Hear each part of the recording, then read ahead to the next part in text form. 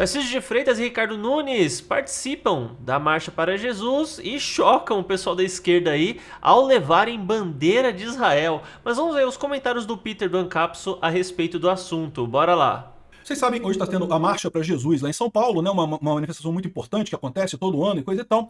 E o Tarcísio e o Ricardo Nunes foram lá e posaram com a bandeira de Israel no louvor durante a Marcha para Jesus, né? E aí o pessoal da Rede Globo já não gostou. A Rede Globo já falou aqui, não, que absurdo, porque o Estado judeu está em guerra contra o Irã e na faixa de Gaza e não sei o que lá, que espera receber 2 milhões de pessoas nesse evento da Marcha para Jesus e coisa e tal. E eu acho muito bacana isso, né? Porque existe essa ligação do pessoal religioso com Israel, o que faz todo sentido, pô, né? O Cristo foi judeu, Cristo começou a vida dele como judeu. Você pode até dizer que depois ele se tornou cristão, evidentemente, mas ele começou como judeu, né? Há uma ligação natural entre quem é cristão e quem é judeu, é inegável esse tipo de coisa, né? Então eu acho muito bacana isso daí. E de quebra você tem a questão de que estão do lado certo da coisa, né? Quem iniciou essa agressão toda foi o Irã, através do Hamas, que é o grupo terrorista patrocinado pelo Irã, que fez as atitudes bárbaras no dia 7 de outubro de 2023 e que levou a toda essa guerra e agora está levando ao ataque contra o Irã, né? Bom, então estava a marcha grande lá, o pessoal reclamando aqui da coisa. A expectativa da Igreja Renascer em Cristo, que organiza a marcha, é a participação de 2 milhões de pessoas até o fim do dia. A coisa está acontecendo ainda, tá? Eu tô gravando esse vídeo por volta das 2 horas da tarde, mas está acontecendo ainda, né? E o Tarcísio tá lá, o Nunes tá lá, o Bolsonaro tá lá também. Aqui, ó, enrolado em bandeira de Israel e de olho em 2023, Tarcísio canta louvor e marcha para Jesus. E aqui é curioso como que o tema aqui da Brasil 247, que é uma revista de extrema esquerda, né, é praticamente o mesmo do Globo, né? O Globo tá igualzinho a do Brasil 247 nesse ponto, né? E aí continua aqui, ó. Havia Tarcísio para o fascismo. O pessoal da esquerda tá uma arara, meu amigo, tá uma arara, não aceita o Tarcísio de jeito nenhum. Aqui, ó, Tarcísio, chanceler do Os Bandeirante. caras estavam morrendo de ódio do Tarcísio, cara. Vai fazer o quê? O Tarcísio ainda vai ser presidente também, vocês vão ter que engolir, meu. O antilulismo como política externa. Está querendo dizer que não, que as nações que abdicam de autonomia na política externa raramente prosperam, e não sei o que lá. Não, não, olha só. A gente tem a nossa política externa, evidentemente, né? A questão é que a nossa política externa tem que ser correta.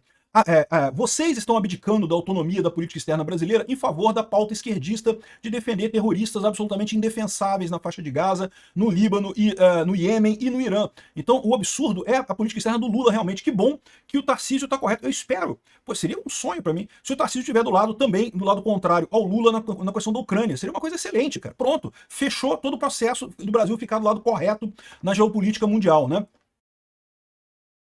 Então, o que chama atenção nessa história toda aqui é a raiva da esquerda com isso, né? Bom, está havendo uma sinalização de que Bolsonaro pode, caso ele esteja inelegível em 2026, apoiar o Tarcísio nas eleições de 2026. Pode ser que seja isso. Eu já falei para vocês, eu, pessoalmente, vou votar em quem Bolsonaro indicar, qualquer que seja o nome. Mas, no final das contas, eu gosto muito do Tarcísio. Sendo Tarcísio, para mim, tá ótimo. Também Ao vou, contrário de também algumas voto. pessoas que têm reclamações quanto a isso, eu não tenho reclamação nenhuma. Eu acho que o Tarcísio tem as condições ideais para ser essa figura importante de sucessão do Bolsonaro e começar a corrigir os problemas que o governo do Lula trouxe. Com o Bolsonaro inelegível, muito provavelmente a opção que nós temos aí para presidente de fato será o Tarcísio de Freitas. O que eu não sei necessariamente é até que ponto o Tarcísio tem esse desejo de se candidatar a presidente, tendo em vista que ele mesmo comentou que tem a intenção de ter a sua vida política apenas até 2030, né? Então, se ele se candidatasse a presidente, seria apenas um mandato. Supondo que tenhamos Bolsonaro, por exemplo, por um mandato aí, ele não seja mais inelegível, o Tarcísio, ele não ia mais voltar, né? Mas é claro que ele falou que ia só até 2030, não sei, né? Às vezes nem é verdade esse negócio, às vezes é algum lugar aí que eu li e foi fonte da fonte da fonte, que na verdade às vezes ele nem disse isso, né? Mas Tarcísio de fato é a melhor opção que a gente tem hoje, se o Bolsonaro não puder se eleger, né? O Eduardo Bolsonaro talvez tenha essa vontade dentro de si, mas se o Bolsonaro não chamar ele, o Eduardo também não vai não. Mas continuemos aqui. Trouxe pra gente, né? Então, estão falando agora em uma chapa do Tarcísio com a Tereza Cristina. Por quê? Chegou a ser cogitado, a gente falou num vídeo há pouco tempo atrás, que seria Não o Tarcísio conheço ela. com a Michele Bolsonaro como vice. O problema é que o Bolsonaro tem intenção de eleger muitos senadores. Lembra? Para o nosso plano funcionar, para a gente conseguir resolver esse problema todo mais rapidamente, a gente precisa ter um Senado à direita já em 2026. E para isso precisamos de bons candidatos para o Senado. E a Michelle é uma que ganha com muita facilidade lá em Brasília, né? Ela pode se tornar senadora por Brasília com muita facilidade. Então, essa seria a história. A Michelle iria não como vice, mas como candidata ao Senado em Brasília, e o Tarcísio iria com a Tereza Cristina como vice, o que é ótimo porque traz o pessoal do agro, que está realmente totalmente ignorado pelo governo atual, né? Mas, segundo estão dizendo, o Bolsonaro está sinalizando esse apoio ao Tarcísio, mas o PL quer que o Tarcísio vá para o PL. Hoje o Tarcísio está no Republicanos, que é um partido relativamente pequeno, né? E talvez ele esteja nesse partido pequeno exatamente para evitar conflitos. Por quê? O grande dilema é que lá em São Paulo ele tem muito apoio do PSD. O PSD, eu não gosto do PSD, o PSD é de esquerda, é um partido esquerdista, é um partido que é da tradição do PSDB, mas é aquele negócio, eu reconheço a necessidade de você ter o PSD lá no governo de São Paulo, por quê? Porque São Paulo é uma área que tem muita força, o PSD. E, de novo, governar, meu amigo, é isso aí mesmo, não tem esse negócio não. Se você quer fazer um governo, você tem que conversar com as forças que estão ali na região, não dá para você querer impor tudo.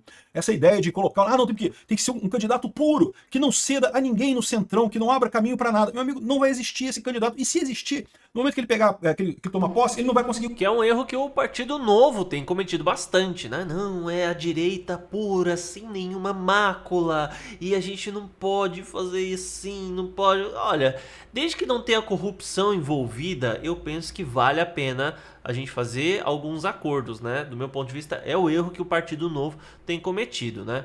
E governar, então não existe isso, tem que ceder mesmo, né? Então, assim, é muito importante que o Tarcísio mantenha os princípios dele. Isso que eu vejo que ele tem feito isso. Ele tem buscado privatizações, ele tem buscado o conservadorismo, a religiosidade, ele tem as posições corretas para governar o Brasil pela direita. Ele vai ter que fazer acordo com o PSD? Vai ter, né? E aí o problema é esse, porque de um lado você tem o PSD, que é muito forte, do Kassab, do outro lado você tem o PL do Bolsonaro, que é muito forte também, e o Tarcísio está no partido pequeno exatamente para não ter que se comprometer nem com um lado nem com o outro, né? Teve um evento do agro essa semana, alguns dias atrás, em que Bolsonaro elogiou o Tarcísio e acenou para o Kassab no evento do agro, tá? Então, aqui, ó, tá aqui, ó. O Bolsonaro entregou a medalha dos 3 Is para o Kassab, consolidando a aproximação. Ou seja, tudo indica que o Bolsonaro está fazendo um movimento para capturar. O Kassab é alguém que eu aprecio na política? Não, não é. Não aprecio o Kassab, não gosto muito dessa aproximação com ele. Porém, eu vejo que pode ser uma coisa necessária nesse momento. Voltando a dizer, desde que não haja corrupção e também, como ressaltou o Peter aqui, quebra de princípios, até certo ponto, então, vale a pena fazer algum tipo de negociação. Não tem como ganhar todas e ganhar ainda da melhor maneira possível, né? De forma plena, tá? É impossível, até porque metade do Brasil, né, 1/3 do Brasil é de direita, 1/3 é de esquerda e 1/3 não liga pra política. Essa que é a verdade. Então você tá governando pro Brasil todo. É impossível você colocar todos os ideais da direita goela abaixo do Brasil todo, né? Porque até então a gente não vive uma ditadura, a gente vive em uma democracia. Então faz parte do jogo a negociação. Para o PSD para capturar o Kassab. Isso não é uma coisa ruim não, tá, gente? Como eu falo para vocês, por quê? Porque isso tira a possibilidade do Lula fazer esse movimento. O Lula estava querendo isso. Você ouviu nos últimos dias, aí, nos últimos meses, o PT falando exatamente em diminuir candidatos do PT para apoiar a centro-esquerda, para apoiar candidatos do centro, porque ele sabe que o PT não vai ganhar, o PT não vai ganhar. Então vamos botar candidatos do centro para evitar que o bolsonarismo ganhe. Mas se o bolsonarismo tiver concordado com esse pessoal, tiver do lado desse pessoal, aí acabou a história, meu amigo, não tem alternativa, né? Então o Bolsonaro deu a medalha dos 3 Is para o Kassab, consolidou uma aproximação e falou bem, ainda brincou com o Tarcísio aqui. Olha esse discurso dos dois aqui, ó. Brasil! Deus! Deus abençoe! Aí eu fazer. Tem direito autoral. É uma figura, pra te falar um negócio. Mas enfim, ou seja, o que você depreende desses movimentos todos é que a coisa está caminhando nesse sentido mesmo. Quer você goste do Tarcísio, quer não. É importante para o Bolsonaro deixar isso apontado, porque como eu já falei para vocês, existe o risco da morte digital do Bolsonaro, né? O Alexandre de Moraes quer condenar o Bolsonaro a qualquer custo e, no final das contas, pode acontecer dele proibir o Bolsonaro de acessar as redes sociais, calar o Bolsonaro a qualquer custo. Ele não vai conseguir fazer isso de verdade, mas pode ser difícil para o Bolsonaro ajudar na campanha em 2026. Então pode ser que seja um ponto muito importante ele já deixar claro quem será o candidato dele desde já.